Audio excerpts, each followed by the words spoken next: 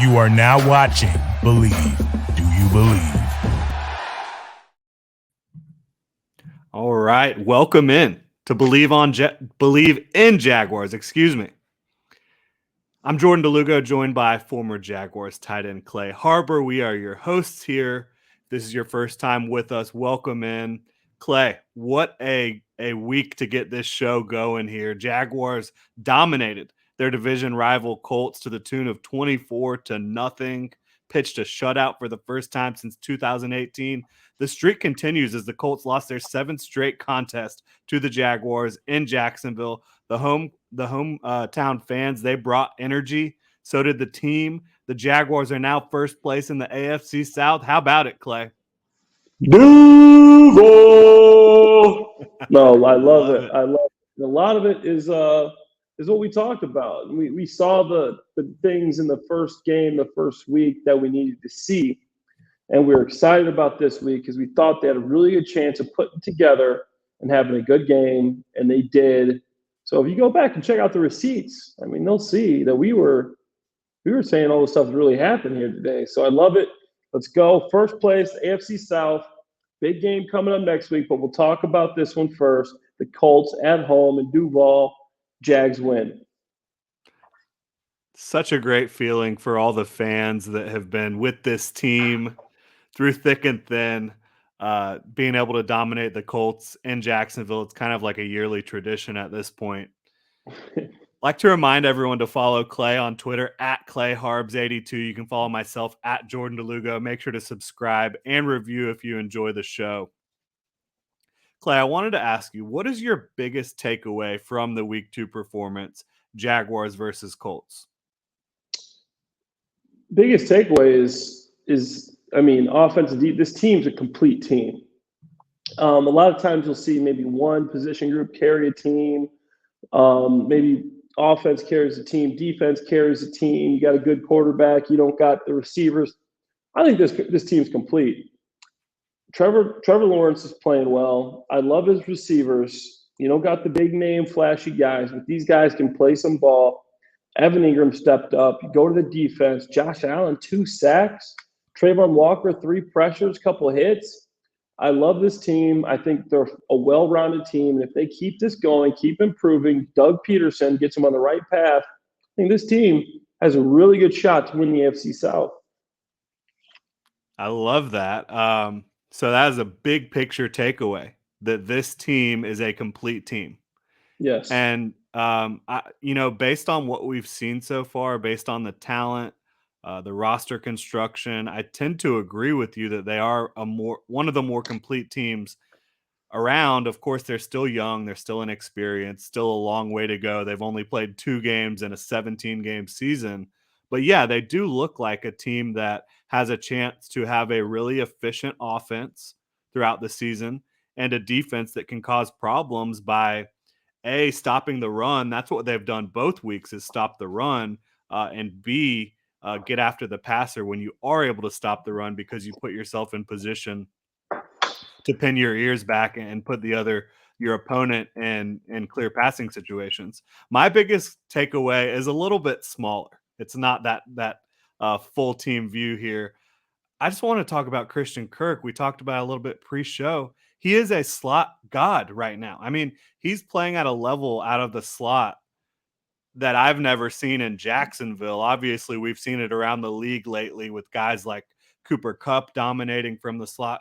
But I just think Christian Kirk and Doug Peterson, and of course Trevor Lawrence throwing him the football, it looks like a match made in football heaven right now when you look at Doug Peterson's willingness and ability to move him around the formation, to motion him into the backfield, motion him out of the backfield, create mismatches, and just run route concepts around him that are able to get him open. You saw the 4 verts the other day, and just Christian Kirk coming underneath against a linebacker, clear space, one-on-one with a linebacker, no shot for that linebacker. The way it's looked, and then you also had him running a halfback angle out of the backfield, scoring a touchdown on that. I just think this pairing between Christian Kirk and Doug Peterson and Trevor Lawrence it's perfect. It's been amazing so far. Absolutely. Doug knows how to get guys into good matchup situations, and he's been doing a great job of getting Christian Kirk lined up against guys that can't cover him. I'm not saying a lot of guys can even cover him, but you get Christian Kirk on a linebacker. I mean, you could bet that ball's going to him. Doug's been doing a great job, and you alluded to this. My Clay's keys before the game last week was they have to stop the run. Michael Pittman Jr.'s out. Okay, what are the Colts going to do? They're going to try to run the football. The Jaguars gave up, what's the stat sheet say? I think they gave up 50 yards of rushing to the best running back in the NFL, hands down, 54 yards. I mean, that's he had impressive. 54 yards, and 21 of those came on one carry late in the game. So he had 12 carries for he had 8 carries for 30 yards outside of that. Yeah. Absolutely. They did an amazing job of stopping the run. Jonathan Taylor, best running back in the league. That was my key coming in. They did a great job there. And that just shows you that Mike Caldwell, I mean, he knows what to do in these situations. Mike Caldwell can see when a team's going to try to run the ball, and he knows what to do to try to stop that. And it showed. Yeah, it certainly did. And I think, as you mentioned, the running game defensively has been on point, but the pass rush really came alive in this one in a way that it did not in week 1 against the Commanders. I think part of that is who you're playing, your opponent. The Colts' right side of their offensive line has really struggled. Their left tackle, Matt Pryor, not one of the better left tackles in football, especially in pass pro. I think you also just saw Mike Caldwell was running a lot of games and stunts and different things up front that he didn't really run as much in week 1. So I'm curious if that was a matchup thing or why you didn't see more of that against the Commanders. Matchup thing. He didn't think he needed to do it against them. And how about Devin Lloyd? He had a hell of a game. I mean, 6 stops, an interception, and 2 pass breakups. To me, it sounds like a guy that can play in this league. I know he's a rookie. He didn't see much time in training camp. Devin Lloyd, big game. Obviously, he didn't have the 2 sacks, flashy 2 sacks like Josh Allen, quarterback pressures like Trayvon Walker. But I was impressed with the way Devin Lloyd played ball last week. What were your thoughts on Lloyd?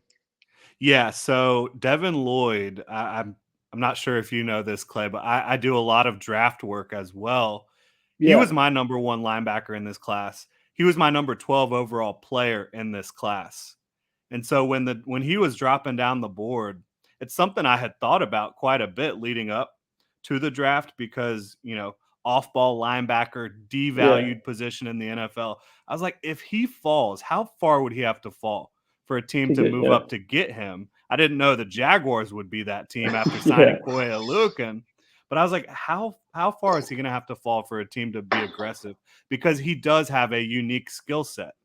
You see his ability to stop the run. A lot of that comes from his ability to study and know what is happening in front of him. But it's also his incredible range. He has really good explosiveness and length.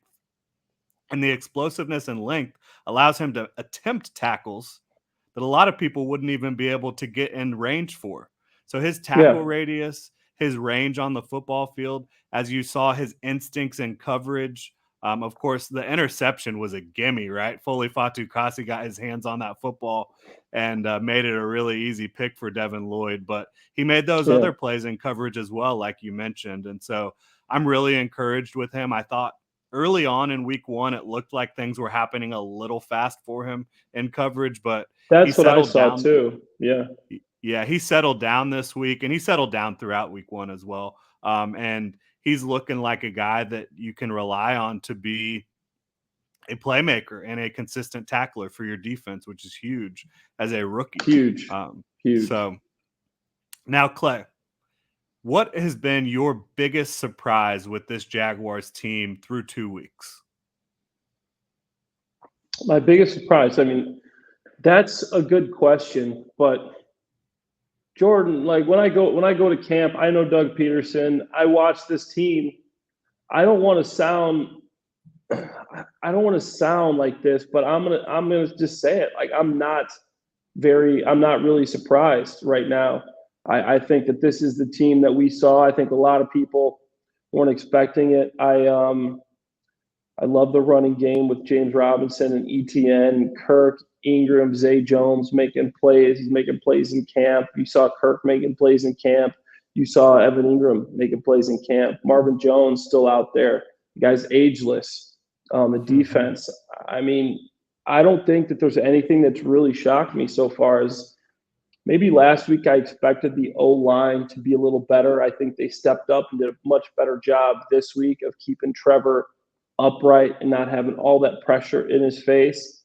So overall, I'm not too shocked by this. I think a lot of the NFL is, but me watching this team being played with Doug Peterson in my career for 3 years, seeing what he did in Philly, seeing what he did in Kansas City, knowing he comes from Andy Reid's tree. He's an offensive mind.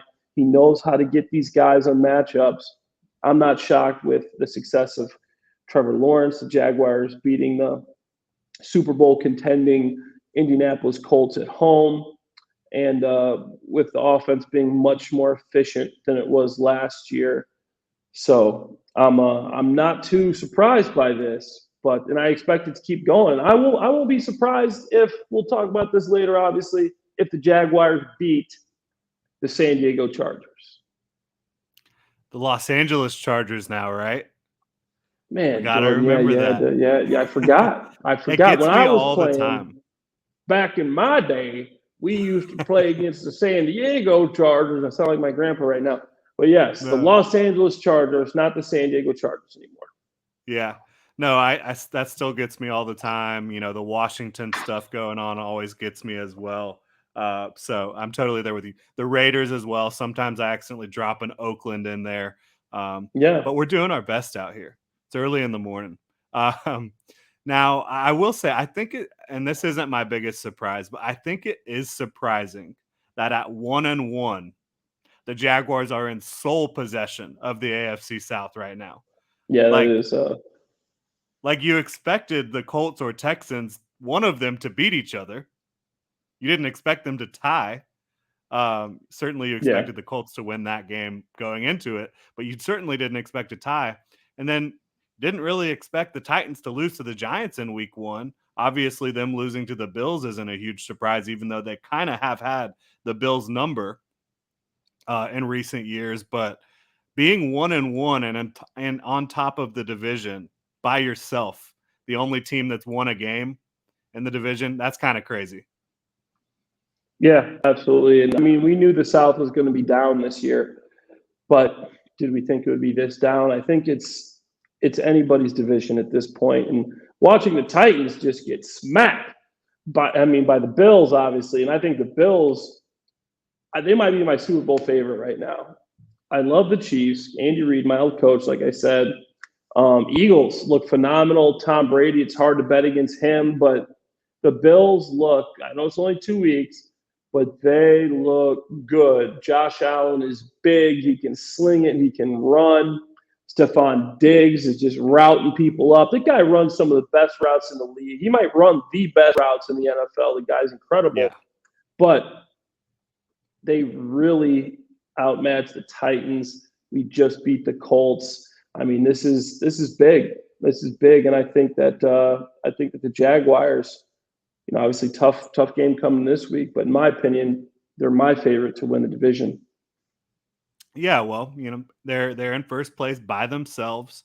When you look at what has transpired over the first 2 weeks, even though the Jaguars didn't win in week 1, they looked like a competent football team that just kind of beat themselves up a little bit with these mistakes. So yeah, I don't know if you've ever looked at DVOA over on Football Outsiders. It's kind of just like a way to contextualize statistics and kind of they take into account your opponent, your game script, all these different things, and then they rank these teams. And the Jaguars are number 2 in team DVOA behind only the Bills. No way. Right now. It's pretty crazy. I certainly didn't expect that. But what I was going to say for my biggest surprise after 2 weeks, it's how quickly the offense just looked right against the Commanders, even when there was pressure happening. When Trevor was missing a throw here or there, when a receiver was dropping a pass here or there, it still looked right. Like the offense still looked like it was well designed, well coached, and that they were just a hair off from making some of these plays that they didn't make in week one. Then they come out against a Colts defense who, Gus Bradley, he's looking like a relic at this point in terms of his cover 3 defense, but and no disrespect to him, we know what he does. We know how you have to attack that defense, but they went out and did it, and it was a completely different defense than what they faced week one. Both weeks they had the answers offensively.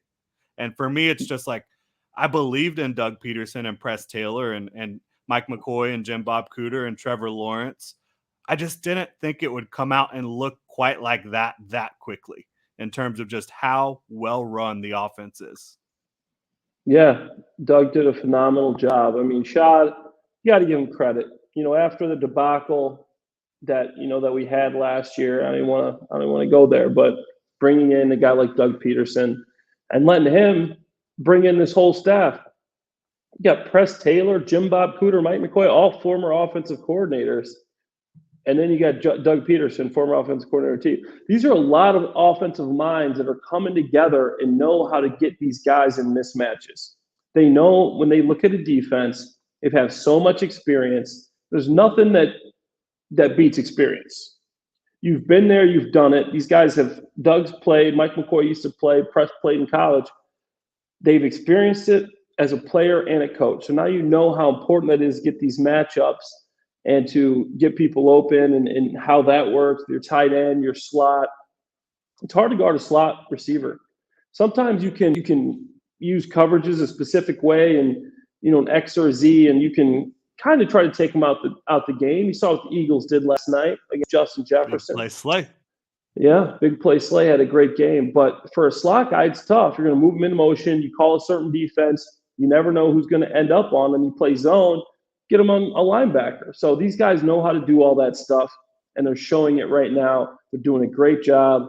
I'm really impressed with the way they're running this offense. I love it. Yeah, this one's just off the cuff a little bit. Do you think having the best slot receiver or having the best X receiver, what would you rather have in the NFL right now? In every year previous, it's a no-brainer. You want a Z or an X. But right now, with the emergence of these slot guys, you look at a guy like Cooper Kupp changing the game. It's a conversation now. Everybody wants that big game-breaking Z or X, but sometimes that dependable slot guy that can get open in the middle is just as important. I think they're neck and neck now. It always used to be the value for the big Z or X is way up here, slot guys down here. Now I think it's a scale. If you got a guy that's really good at the slot, it's tough to guard. He can make plays just like the guy outside can as a Z or X. So I think it's neck and neck right now. Yeah, and especially with some of these play callers like Doug, like Sean McVay, Kyle Shanahan, your ability to move these players around the formation pre and post snap, it's really difficult for these defenses to deal with right now. Yeah, it is. It's tough for them, but hey, it's good for us. Now, we've kind of talked about this a little bit already, but how have your expectations changed since the start of this season for the Jaguars? I think I expected the Jaguars to be good, but I didn't expect the South to look like this. So the fact that the South looks like they do, it's given me an expectation that the Jags can actually win this division. I thought the Jaguars would have a good year, but I didn't think, I said, hey, I think they're maybe a year or two away from winning the division. Now I think they have a good shot to win this division. We just played what was supposed to be the best team in the division. I know they didn't have Michael Pittman Jr., but I think we imposed our will on them, and they know when they come to Duval and Jacksonville, they're not going to win this game. So now my expectations have improved and increased, and I think an expectation now is that the Jaguars are a contender and that they can go out and win this division. Yeah, I agree with you. And yeah, I would have guessed like I predicted them to win 7 games, and that was primarily because I believe they would struggle with the AFC West. And I still do Yeah, believe they're going to struggle overall with the AFC West. You might be getting some luck this weekend, depending on Justin Herbert's status with his ribs. But we'll see how that plays out. But yes, I agree with you. Looking at this division, I did not expect it to be this bad. I no, expected Matt Ryan to be somewhat of a stabilizing force, more so than Carson Wentz was certainly for the Colts last year. I did yeah, not expect them to tie with the Texans. That shocked Texans, me. yeah, They were down 20-3 in that game. Unbelievable. And incredible. then I didn't expect the Titans to look, you know, they had a lead against the Giants. They should have won that game. They squandered it. And then they come out against the Bills, who they've had success against in recent years, and they get demolished. That looked like the Bills were a big university paying a small school to come play them is what that looked like. It looked like the That's a, Titans got a fat stack for coming to Buffalo and playing that game. honestly, it did. It did. You reminded me. I used to play FCS football. That's what it felt like. We used to go play a big team, and then we'd show up and get our butts kicked, and then next thing you know, we get on the plane, and you don't feel bad about it because you got paid and it keeps your program going. But this division does not look good. The Texans, Davis Mills, okay, nothing great. Obviously, the And you Titans, respect them at least because they are fighting. Like yeah, they're a young team that is not super talented. I think they are well coached. They're out there fighting, but they're just not that good right now. not that good at all. And I don't see them making a playoff run or making a push to win this division. Honestly, don't see the Titans doing it either. The team that we just saw, the Colts, for me, are the only team that worries me. Maybe they click. You get Pittman back, Jonathan Taylor running the football, got a solid defense. Okay, that's our competition. You saw what we just did to them. So, in my opinion, I like where we're at. I like where the Jaguars are at right now. I think Doug Peterson keeps calling these plays like he's doing, has control of the entire game with this defense. Mike Caldwell's running, doing a great job. Devin Lloyd seems to be coming along. I mean, Trayvon Walker's getting better. Josh Allen's coming alive. I still want to get Arden Key doing a little bit more. He had a couple of nice pressures this week, but hey, I think this is a great position for the Jaguars to be in. I think they're trending upward. I think they're going to continue to trend that direction. And I think that, hey, they can win the South this year.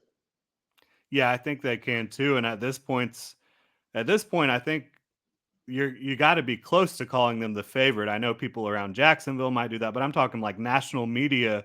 How do you look at this division and rationalize any of these teams being better than the Jaguars right now, outside of the fact that the Titans and Texans have just owned the Jaguars over the past half decade plus?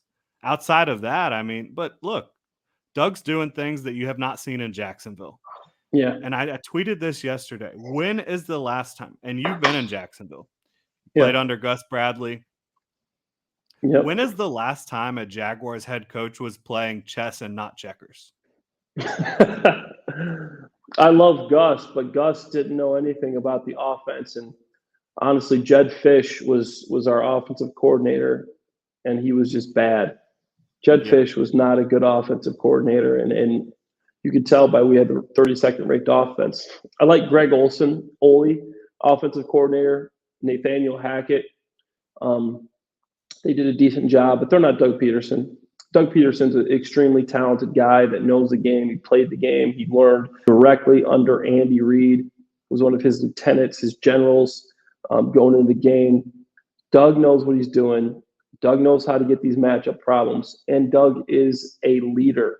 He is likable. He's a leader. He commands respect. Guys, look at this guy and say, hey, this guy played in the league for 10 years. He knows what we're going through. You want to play for him. He's got that Andy Reid aura about him.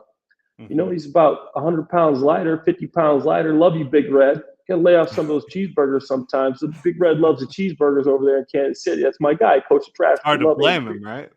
Yeah, but hey, Doug is he's a great coach. and he's only going to get better as he gets more used to this team. And I think he's done a great job so far. I expect him to keep trending up.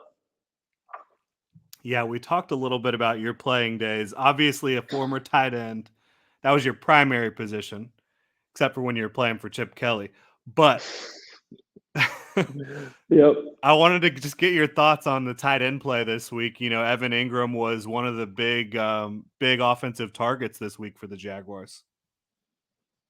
Absolutely. I want to formally take this moment to apologize to Evan Ingram. I haven't been the biggest fan of him so far. I thought he's been a little inconsistent, but he showed up last week, and I hope he's here to stay. But Evan Ingram, what a game. He had 7 catches on 8 targets. He got some key third downs, some key catches. If he can come alive and keep doing this, along with these receivers and these running backs, this team, it just opens up another avenue for him. There's not enough defenders to stop these guys. If Evan Ingram turns into the matchup problem that he's capable of being, the reason he was a first-round draft pick, runs a 4.4 40, 38-inch vertical jump, over a 10-foot broad jump, explosive guy. If he can catch the ball, run solid crisp routes, and be consistent, it opens up a whole other avenue for this team. You see that Doug Peterson used to coach the Philadelphia Eagles. You ever heard of any of the Philadelphia Eagles' old tight ends? Zach Ertz, one of the best tight ends in the league, leading the league in receiving yards for tight end when he was with Philly and Doug Peterson. Evan Ingram in a perfect situation. If he can pick this thing up and keep it going, along with Christian Kirk, you can't put too much of an emphasis on Evan Ingram. You got Christian Kirk right here in the spot. You got Zay Jones, speedy Zay Jones, catch everything thrown at him, and Marvin Jones is still playing well. Then if you put any emphasis on those guys, you got James Robinson running the ball directly at you. You got Travis Etienne running the ball outside and catching the ball to the backfield. This offense is set up. You keep these guys healthy. Evan Ingram keeps playing like he does. I love it. And I also saw that Evan Ingram was putting in some really good effort in the run game too. That's something as an old school tight end that I like to see. I don't want to see the pretty guy running around just catching the football. It's not trying to block nobody. That's not how you play tight end. Evan Ingram was doing both things. Big ups to Evan Ingram. I like it. Yeah, it was so impressive and kind of surprising. Like, I expected them to use him to attack the seams in this offense. I thought that's what – in this one, they were kind of using him on just a lot of underneath stuff. Yeah. Chain moving stuff, keep offensive drives going. And I thought his play, I think it was the first third down that he picked up.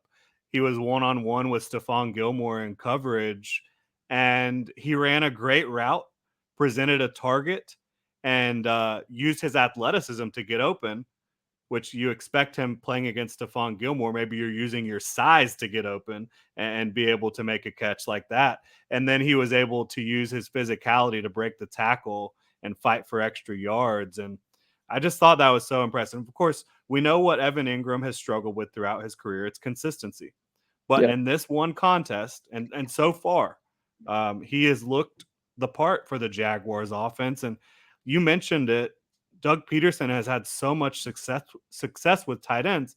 It should come as no surprise that he had success with Zach Ertz, with Travis Kelce, right? These guys are uber talented, Dallas Goedert. But he also gets the most out of guys like Trey Burton, who he went and got a big contract with, or got a big contract for after his year in Philly. So I think Burton maybe Evan Ingram is more in that type of situation where he's not the of course, first-round pedigree for Evan Ingram, but his career has proven to not be one of these elite tight ends in the NFL. More of a Trey Burton guy that might move around a little bit, but Doug can get the most out of that type of guy because he has the athleticism and he has the work ethic to keep improving in this offense. Yeah, absolutely. And you think, like, at first I was worried about, okay, why is Doug using all these tight end packages? You're putting Dan Arnold in on this package. You're putting Luke Farrell in on this package. You're putting Chris Manhertz in on this package. I was never a fan of that. But the way he's doing it, I've come around to. It seems like there's rhyme and reason here. Some of these packages, these groupings, when I see these teams running them with these different tight ends, I go, oh, you're doing too much. You're creating tendencies. These guys can't get into the flow of the game. I think Doug's doing a good job. Evan Ingram's in there when he needs to be in there. And Doug has experience with this, like you just alluded to. He had Trey Burton, he had Zach Ertz, he had Brent Selleck out in Philadelphia, and used all those guys, and all those guys were successful. So Doug knows what he's doing. He knows how to get these guys in good situations, and he knows how to keep them involved in the game. So coming around and looking at the tight end group, the unit, the production, I'm happy. As a former Jaguars tight end, I think these guys are doing a good job. I think Manhurts is doing a good job of blocking. I really like him. I think the other guys are doing their roles. Farrell and Arnold, you're not gonna see a lot of them in the stat sheet this year, I'm afraid. I think that's going to be mostly Evan Ingram. But so far, I like what I'm seeing from this tight end unit. Yeah, me too. Did you ever play with Richard Angulo, the Jaguars tight ends coach? I never did. I was with Ron Middleton. He's now with the New York Jets, and Robert Saleh, who both they both coach for the Jaguars. Saleh. I'm looking at his career now. He was a player from 2003 to 2010, so he was getting out right when you were getting in. Yeah. But I really like him too. I think he brings a very workman-like attitude to that tight end room, just hard work. He's also, I think he coached O-line as well for the Ravens, assistant offensive line coach at some point. So I think he's a really tough-nosed tight ends coach, and I think that's showing with the way those guys are playing. Looking back at the keys to victory we had going into this, when we talked about having to stop Jonathan Taylor, and if he gets 4 or 5 yards here or there, whatever, you can't let the explosives beat you, is what we were talking about. And they didn't. They swarmed to the football. They were gap sound, assignment sound up front. You had your linebackers, your defensive backs, everyone getting in on the party, tackling Jonathan Taylor. And it's just so crazy to see what he was able to do a week prior, running all over the Texans. And that's a tough-nosed defense. You have Lovie Smith as your head coach. He's the defensive coordinator as well. I know the talent might not be where it needs to be, but to see him do that a week prior to coming to Jacksonville and to see what the Jaguars did against him, it's really incredible to me.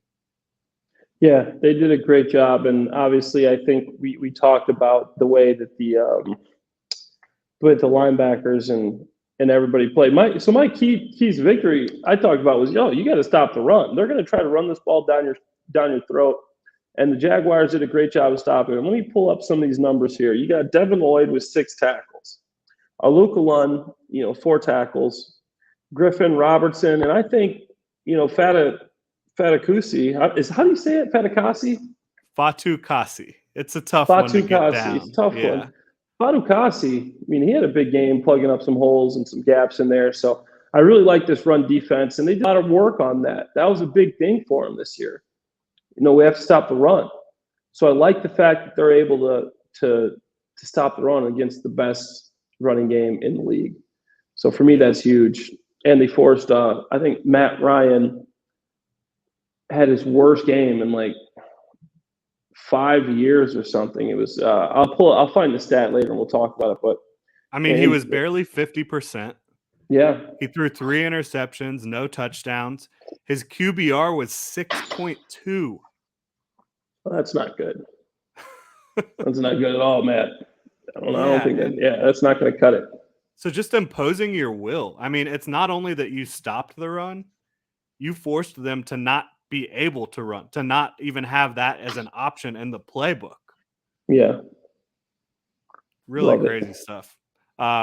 Really impressive by Mike Caldwell and the entire defensive staff and all the players there.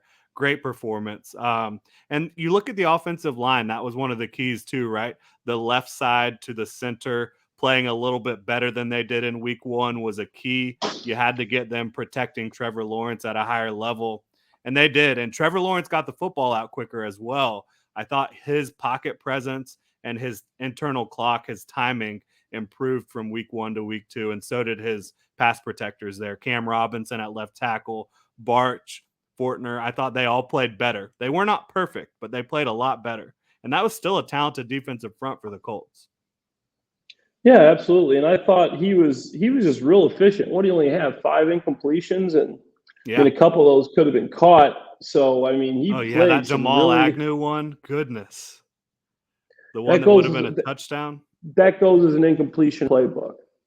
That's the crazy thing. Yeah. He drops in a perfect pass in this guy's hands. That should have been a touchdown. And, obviously it'll happen here and there, but you got to make that play. But I think his efficiency, what was so impressive to me, and just the way he was so poised out there the whole game. I loved it. Yeah, me too. Now we're going to play a little fact or fiction to round out the show here. This first one that we're going to tackle, we've kind of tackled it already, but we're going to say fact or fiction here for it. The Jaguars are the best team in the AFC South. Fact or fiction?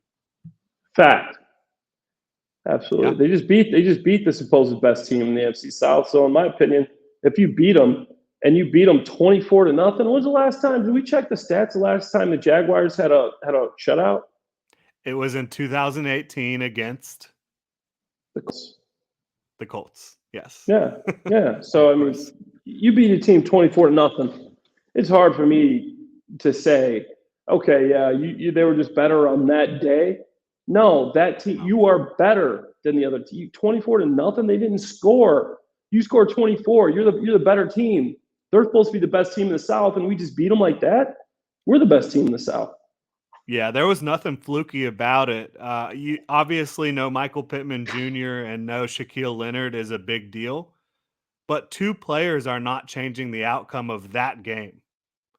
No. The Jaguars dominated from start to finish. Yeah.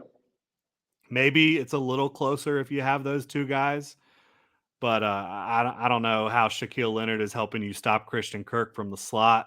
I don't know how he is helping you slow down Evan Ingram, who was being covered by defensive backs, not linebackers. So yeah, I don't think it makes that big of a difference getting those two back. Maybe it does. We'll see.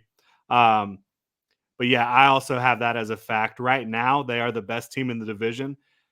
One thing, though, this is a long season. There's 15 games left. There's a lot of things that can happen. Do teams start getting a book on what the Jaguars are trying to do on either side of the ball? Of course, they're going to try to scheme around what the Jaguars are doing.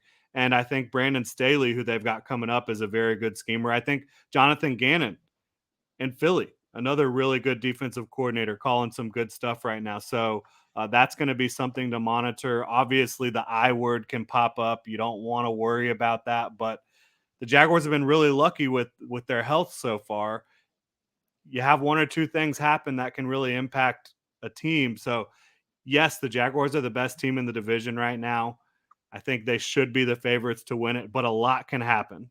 I just want to caution people with that. It's still only week 2 going into week 3. Exactly. All right. Fact or fiction, Trevor Lawrence is the best quarterback in the AFC South. You know what? I'm going to have to go with another fact. I think obviously the only guy that can say that they're better than Trevor Lawrence at this point was Matt Ryan. And once again, we just saw Trevor Lawrence head-to-head, 25 of 30. He should have been about 27 of 30. 2 touchdowns, should have been 3, with a 121.5 rating and a 95 QBR, right? And then you go over to Matt Ryan, 16 of 30, 195 yards, 0 touchdowns, 3 interceptions, 34 rating, and that 6 QBR that you were talking about. That's all I need to say. People, he just had an off night.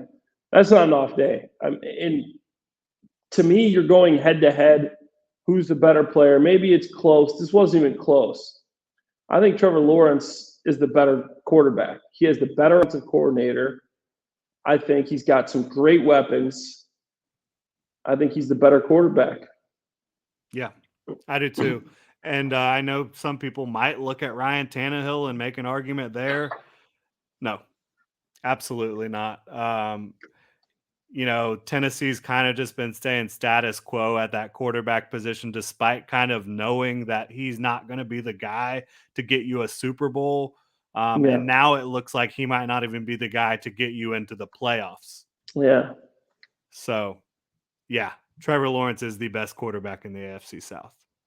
I have no doubt about that in my mind. And that's not next year. That's right now. Yeah. Trevor Lawrence is the best quarterback in the AFC South. And that's awesome to be able to say that and feel confident in that after the debacle that we all saw last year. Yeah. Now, final fact or fiction. Looking ahead a little bit here to week 3. The Jaguars will beat the Chargers if Justin Herbert does not play. Fact or fiction? I like the Chargers. I think the Chargers are a good team, and I like Justin Herbert. Obviously, he's got the rib problem there. What was the actual diagnosis there? I Bleav it's rib cartilage. It is not a fractured rib, It's which not a is fractured rib. better Yeah. case scenario for them, for Justin's health. He's still day to day, so we'll see how it plays out here. But me, as an old school player, football guy, I want to play him. I want to play Justin Herbert. I want to see how we do against this guy. I think the Jaguars just shut out the Colts, who have the best running game in the league. Matt Ryan's a veteran quarterback. Bring on Justin Herbert. I'm ready for this challenge. My team's looking good. My rookies are getting some more experience. They're playing confident. My offense, Trevor Lawrence. I want to see Trevor Lawrence versus Justin Herbert. I think Trevor Lawrence can hold his own against Justin Herbert. I think Trevor Lawrence is on that level. So for me, I would love to see Justin Herbert play. I think they could win the game either way. I'm not saying they'd be the favorite if Justin Herbert plays, but without Justin Herbert, I expect the Jaguars to win this game. I think they will. With Justin Herbert, I think it'll be a great game. I think they still could win. I think, the money's on Justin Herbert. He's been around a little bit longer. He's got a little more experience. But I think without Justin Herbert, the Jaguars are my favorite to win. Yeah, I agree with that. I would stamp that with the fact as well. I do think with Justin Herbert, I agree that it could be a good game. I think both teams are well coached. Both teams have talent. I think the Chargers defense certainly presents some challenges here, right? Khalil Mack, Joey Bosa. You got obviously Derwin James, J.C. Jackson, and a whole lot of other talented guys. And Brandon Staley. James, yeah. Yeah, Brandon Staley is a big-time defensive coordinator when he has the right pieces. I think they're trending towards having the right pieces there after kind of struggling on the defense last year for the Chargers. But I agree it'd be a good game either way. I think Doug Peterson's presence, the calming presence, is going to allow this team to kind of keep their head in situations where they might not have in years past. And I do think it's interesting. Doug decided that they're going to travel on Saturday, and they're just going to try to keep themselves on East Coast time. Realistically, just get there Saturday evening, keep on the same schedule as you would if you're on the East Coast, play your game, get out of there. It's a business trip. What do you think about that as a former player? Hey man, I'm not going to question Doug at this point. He's got the keys, but I like the West Coast trips, getting there a day early. It gave you an opportunity to really, acclimate yourself to the city. You get to go walk through the stadium. You go through your practice there. I like that, but I think it keeps you more focused if you do travel later. It doesn't give the guys time to go out and maybe get in a little trouble in another city over there in LA. So I think I know what Doug's doing here. So I like it. Keep everybody focused. That's good thought by him. And he said he had talked to some, I guess, experts about, the way sleep and travel and all that gets affected. And they think that just going out there and being there for as short a time as possible is the way to do it. We're going to see how that plays out, but I think Doug will have the players ready either way to play a competitive football game. We're going to see if Justin Herbert's healthy or not. We're going to monitor that throughout the week. We'll be back later this week to really dive into that game a little bit more and preview that game. But yeah, any closing thoughts for you here, Clay? Love the win. We both predicted it. I love it. And my closing thought is this. Duval! I love it, Clay. Really excited to be doing this show with you again. This is our second episode. Appreciate everyone for tuning in. You can find us on your podcast platform of choice. And you can also find us on the Gen Jag YouTube page if you're wanting to watch the video. So that's where to find us. Follow Clay on Twitter at ClayHarbs82, myself at Jordan DeLugo, and have a great Tuesday, Duval. Enjoy this win. Just because the team has to move on after 24 hours doesn't mean the fans do, right? Absolutely. You guys should soak this one in until at least like Thursday or Friday, then start thinking about the Chargers. Yep. And we'll be there to get you ready for it later this week. Have a great one, Duval.